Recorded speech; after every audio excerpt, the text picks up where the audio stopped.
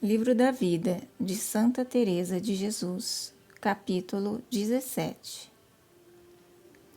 Fica razoavelmente descrito este modo de oração e o que deve fazer a alma, ou, melhor dizendo, o que Deus obra em seu interior, pois é Ele quem agora assume o ofício de jardineiro e quer que ela fique ociosa.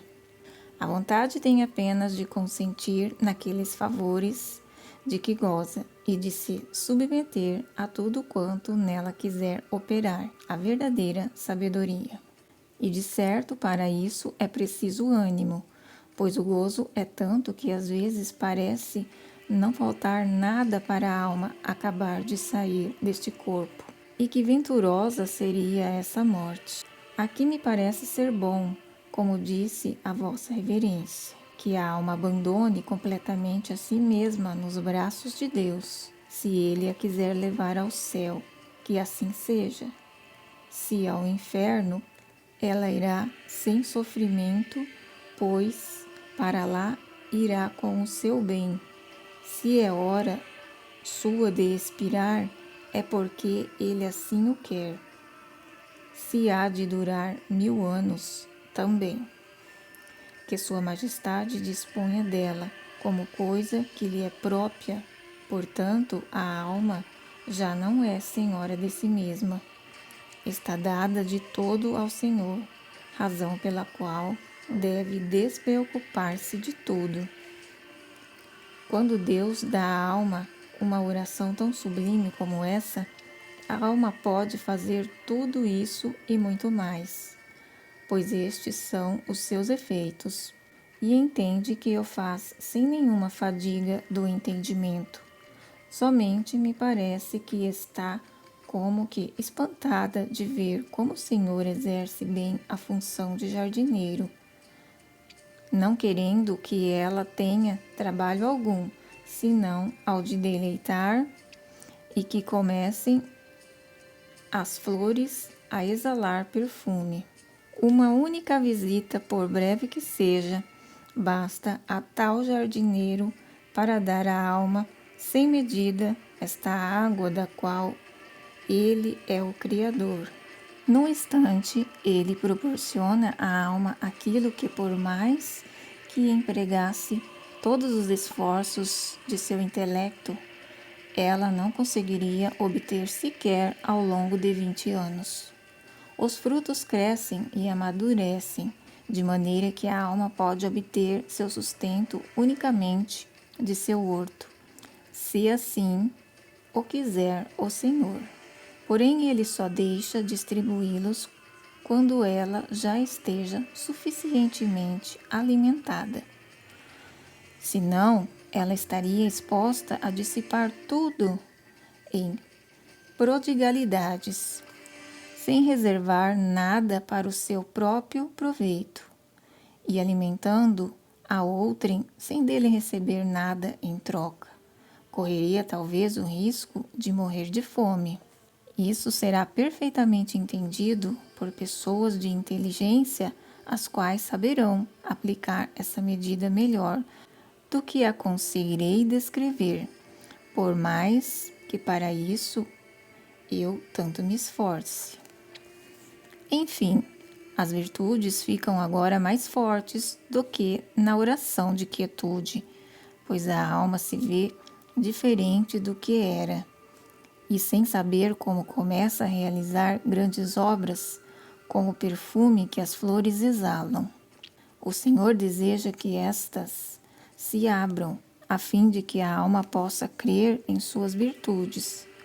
Ao mesmo tempo, no entanto, ela vê muito bem que seria incapaz de ganhá-las por si mesma, ainda que se esforçasse por muitos anos, e que essas mesmas virtudes lhe foram dadas pelo jardineiro celestial, num espaço tão breve de tempo.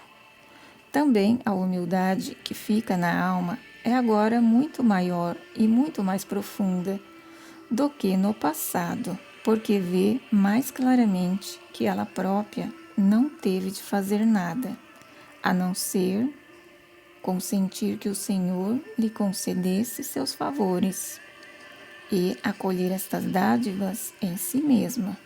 Esse modo de oração, segundo penso, é a união muito evidente de toda a alma com Deus. No entanto, dir-se-ia que Sua Majestade quer permitir as potências da alma e entendam e gozem do muito que Ele ali opera. O que direi agora é com a intenção de que Vossa Reverência saiba que isso pode acontecer e o reconheça quando se encontrar em tal situação, pois eu mesma fui muito distraída quando estive nesse estado. Acontece muitas vezes, e até muitas, que a alma percebe que a vontade está cativa, fruindo em um profundo repouso, ao passo de que, por outro lado, o intelecto e a memória ficam tão livres que podem tratar de negócios e atender às obras de caridade. Isso tudo pode parecer a mesma coisa que a oração de quietude, da qual falei anteriormente. Mas, na verdade, é algo diferente, em parte porque lá a alma nem se quereria mexer, nem mover, fruindo daquele santo ócio de Maria, ao passo que nesta oração de que falamos agora, ela também pode ser de Marta, isto é, trabalhar simultaneamente na vida ativa e contemplativa, atender às obras de caridade e a negócios que convenham ao seu estado, bem como fazer uso da leitura, embora o intelecto e a memória não estejam de todo senhores de si, e entendam bem que a melhor parte da alma está em outro lugar.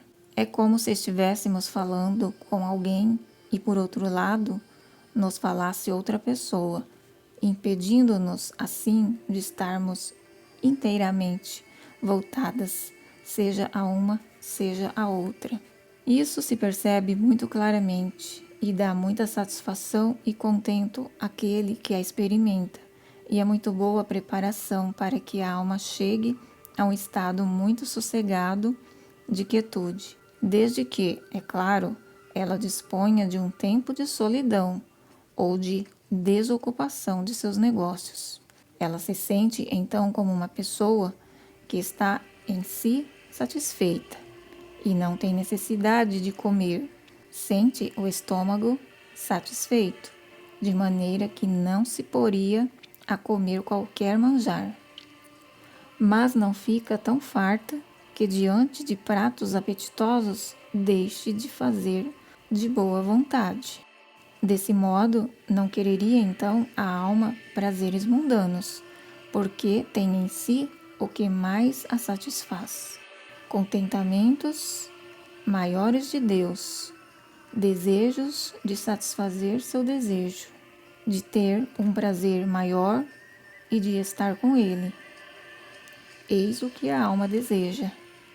Há outro modo de união que, sem ser completa, está acima desta, que acabo de dizer, embora ainda seja inferior àquela a que me referi ao descrever esse terceiro método de irrigação. Quando o Senhor lhe der todos esses modos de oração, se já não lhe deu, Vossa Reverência encontrará grande satisfação em encontrar tudo escrito, e assim pode entender a natureza de cada uma delas. Uma coisa é o Senhor conceder a dádiva, outra a de entender qual é a dádiva e qual a graça, e outra ainda de sabê-la dizer e explicá-la a outra, e outra ainda sabê-la dizer e explicá-la a outrem. Pois, embora pareça não ser necessária mais do que a primeira para a alma não andar confusa e medrosa e prosseguir com mais coragem no caminho do Senhor, alcançando sob os pés todas as coisas do mundo, há grande benefício em entendê-lo. Por cada uma dessas graças é motivo para que louve muito ao Senhor quem a tem, e quem não tem, que o louve igualmente pelo fato de Sua Majestade concedê-la a alguns dos que vivem, para que todos nós possamos nos beneficiar.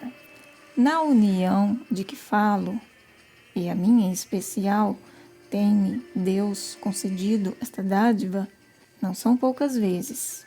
Parece-me que Deus se apodera da vontade e também do intelecto, porque este já não raciocina, mas fica absorvido na fruição e contemplação de Deus, como quem descobre tantas maravilhas que nem sabe para onde olhar, tendo sua atenção desviada por um outro objeto e se vê incapaz de aprender qualquer coisa.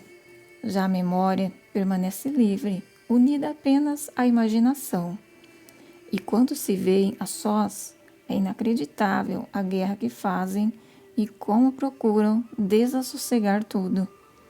O que me cansa e aborrece, e muitas vezes suplico ao Senhor que, se tanto me há de estorvar, melhor seria deixar-me livre disso neste momento.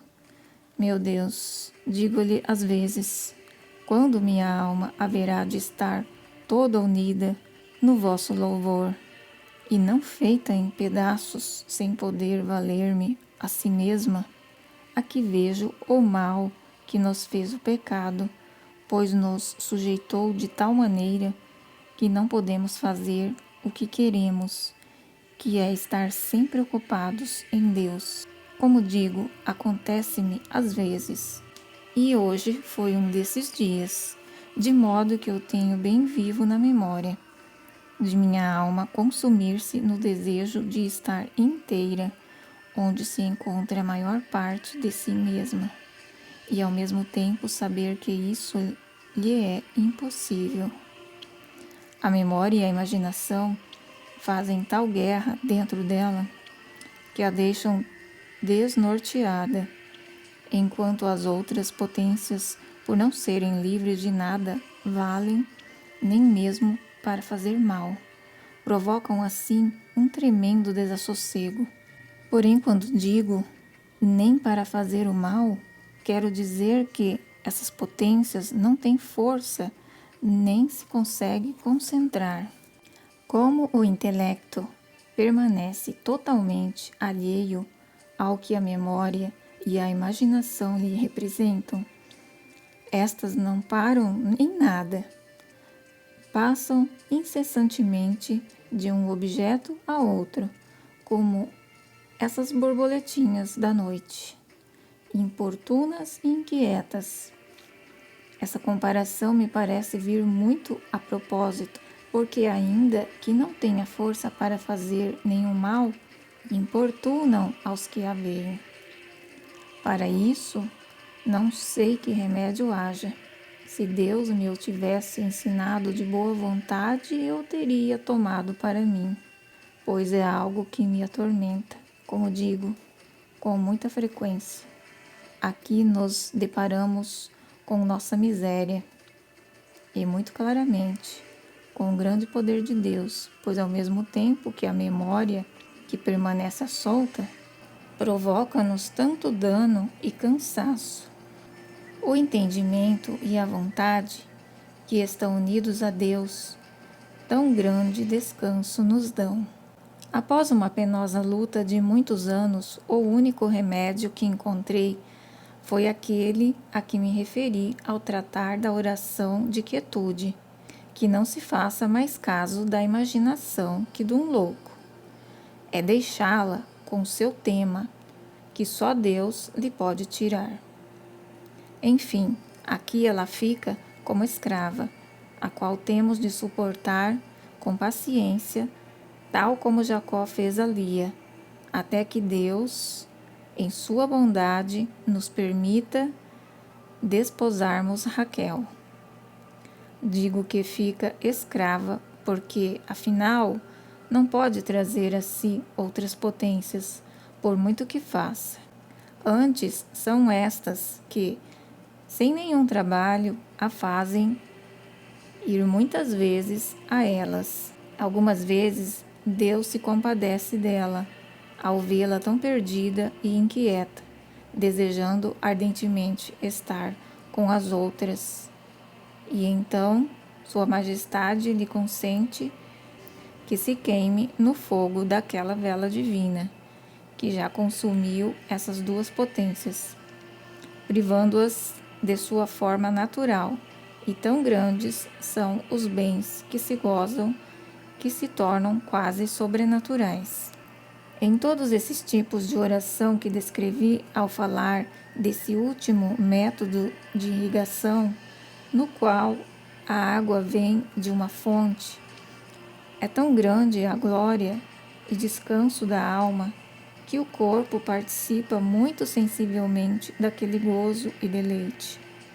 E isso se vê claramente, e as virtudes ficam muito acrescidas, como tenho já dito. Parece que o Senhor quis declarar-me esses estados de oração em que a alma se vê, tanto quanto aqui se pode dar a entender. Segundo julgo, trate disso Vossa Reverência, com alguma pessoa espiritual que tenha chegado aqui e tenha letras. Se lhe disser que está bem, pode estar certo de que é algo que vem de Deus, e agradeça a Sua Majestade.